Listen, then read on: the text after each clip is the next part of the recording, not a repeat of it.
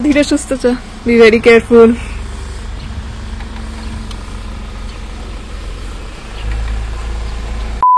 জল টল খা, মাথা একটু জল দে, শান্ত হ।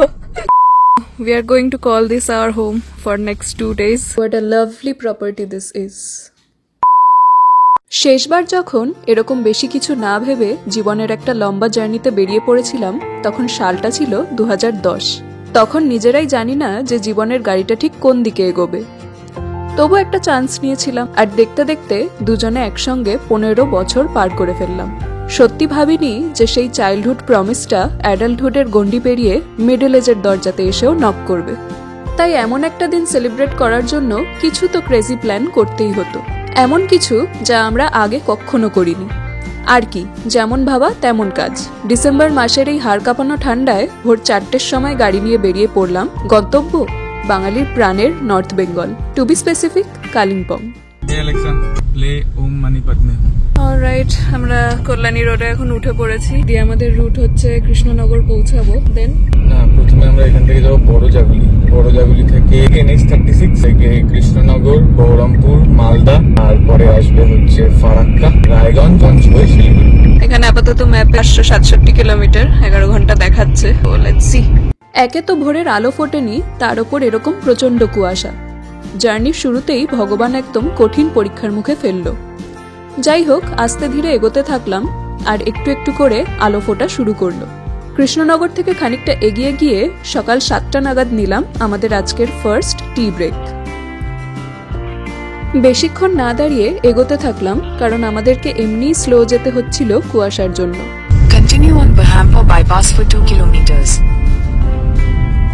ফারাক্কা ঢোকার প্রায় 80 কিলোমিটার আগে এই ধাবাটা দেখে দাঁড়ালাম ব্রেকফাস্ট করার জন্য। টাইম হচ্ছে প্রায় 8:30 এখন। রাস্তাটা কিন্তু এখনো অব্দি এরকম কুয়াশায় ঢাকা, চালাতে ভীষণ ডিফিকাল্টি। ও ভালো বলতে পারবে। মাত্র 10 মিটারের মতো ভিজিবিলিটি রয়েছে, স্পিড তোলাই যাচ্ছে না, 40-50-এর উপর যাওয়াই যাচ্ছে। আমরা ভেবেছিলাম যে অ্যাটলিস্ট 8টা বাজলে হয়তো ব্যাপারটা কেটে যাবে, যত এগোচ্ছি তত আরো বেশি হচ্ছে। আপাতত কিছু ব্রেকফাস্ট করি, দেন লেটস সি।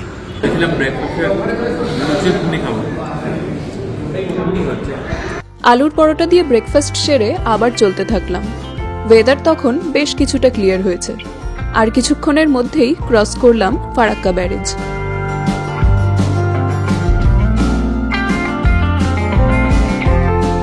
দুদিকে যতদূর চোখ যায় ততদূর দেখা যায় এই হলুদ সর্ষের ক্ষেত। একে একে মালদা, রায়গঞ্জ ক্রস করে এগোতে থাকলাম আজকের ডেস্টিনেশন শিলিগুড়ির দিকে। শিলিগুড়ি আসতে আর 3 ঘন্টা 30 মিনিট বাকি, প্রায় 100 স্পিডে এখন যাচ্ছি আমরা। Look at this beauty. Dalkhola পৌঁছতে পৌঁছতে পেয়েছিল প্রচন্ড খিদে, তাই ঝটপট এই ধাবাটাতে ঢুকে বসে পড়লাম লাঞ্চ করতে। লাঞ্চ সেরেই বেশি দেরি না করে বেরিয়ে পড়লাম, কারণ আমাদের টার্গেট ছিল বিকেল 4টে থেকে 4:30-এর মধ্যে শিলিগুড়ি ঢোকার। আর এইখানে দেখতে পেলাম শিলিগুড়ি আর মাত্র 100 কিলোমিটার বাকি। দেখতে দেখতে রাস্তার দুপাশে চা বাগানও শুরু হয়ে গেল। বুঝলাম মাইলস্টোন দেখার আর প্রয়োজন নেই। আমাদের আজকের ডেস্টিনেশন হিলকাট রোডের হোটেল সালুজাতে যখন পৌঁছালাম তখন বিকেল 5টা।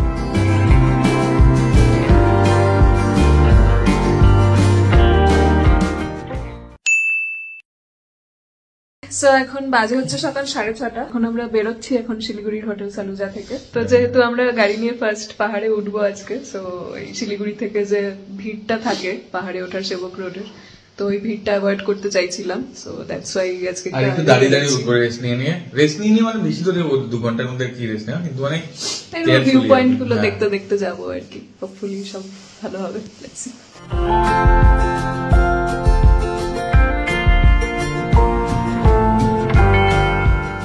আস্তে ধীরে এগোতে থাকলাম সেবক রোড ধরে, আর এইখানে আমরা দেখতে পেলাম পাহাড়। কেমন লাগছে বলো বন্ধু? নার্ভাস, এক্সাইটেড, নেক্সট ফিলিং ভালোই লাগছে। আর অফিসের চিন্তা, পাহাড়ি হাওয়াটা সমস্ত সব টেনশন ভুলিয়ে দেয়। কোথায় কাল না পরশু অব্দি অফিসের মারামারি চলছিল, মিটিং মিছিল। যারা আইটি সেক্টরে কর্পোরেটে চাকরি করো তারা জানবে, জাস্ট এক নিমেষে ভুলে গেল। 1 কাপ দার্জিলিং চায়ে চুমুক দিয়ে ফাইনালি শুরু হলো চ্যালেঞ্জিং রাস্তা। আপহিলে এই হেয়ারপিন কার্ভস ধরে চালানোর জিরো এক্সপিরিয়েন্স নিয়ে আমরা এগোতে থাকলাম। তিস্তা বাজারের সামনে পেলাম কিছুটা অফরোডিংও।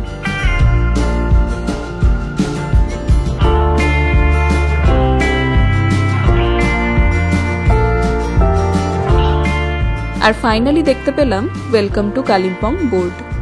এবারের আমাদের স্টেটাও খুব স্পেশাল।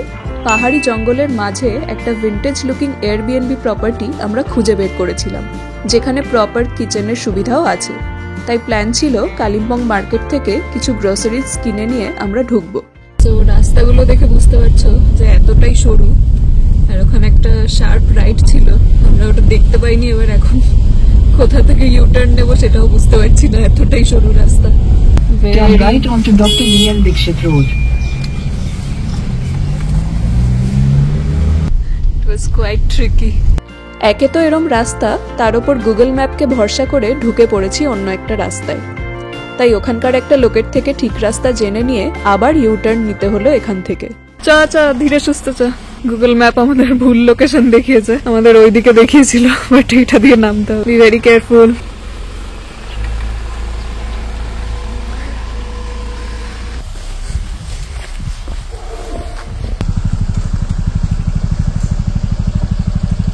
ফাইনালি পাওয়া গেছে আমাদের টেম্বার কটেজ, একদম ইন দ্য মিডল অফ জঙ্গল।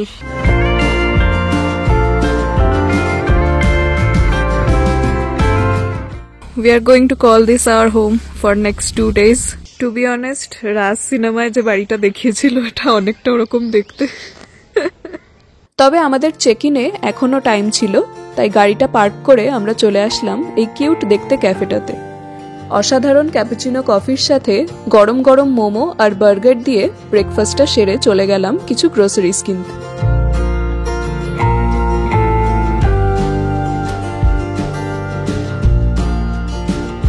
অ্যান্ড ফাইনালি চেক ইন করলাম আমাদের এই প্রপার্টিতে। হ্যালো।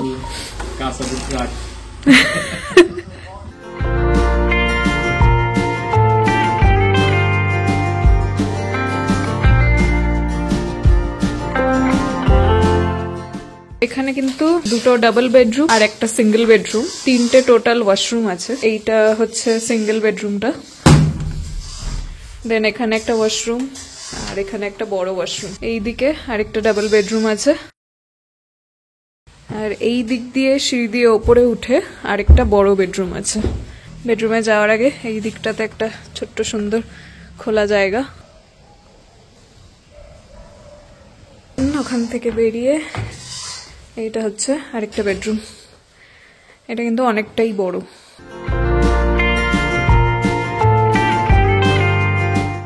ওকে, সো গাইজ, এটা হচ্ছে অ্যাকচুয়ালি কিচেন এরিয়া। ডিশেস আছে এখানে, গরম জল ঠান্ডা জল দুটোই আছে সিঙ্কে। এখানে আছে হচ্ছে মাইক্রোওয়েভ, এটা হচ্ছে একটা সিঙ্গেল ওভেন। যা আমরা রান্না করব সেই জিনিসগুলো আমরা কিনে এনেছি। প্রিপারেশন চলছে হচ্ছে গার্লিক চিকেন বানানোর, যেটা আমি বানাবো। ও প্ল্যান করেছে যে ও কি বানাবি ভাই? Fried rice. ও প্ল্যান করেছে ফ্রাইড রাইস বানাবে। সো দেখা যাক কি বানাতে পারে।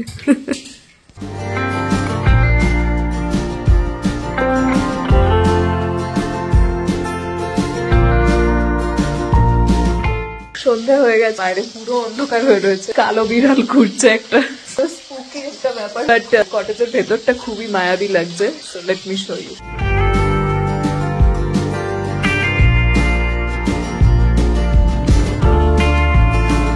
ধোঁয়া ওঠা চিকেন পাকোড়ার সাথে এই পাহাড়ি শীতের সন্ধেটা কিন্তু দারুণ জমে উঠল। পরের দিনটা শুরু হলো একটা সুন্দর সকাল দিয়ে। প্রপার্টিটা ইটসেলফ এত সুন্দর যে এক কাপ কফি নিয়ে বসে সারা দিন কাটিয়ে দেওয়া যায়।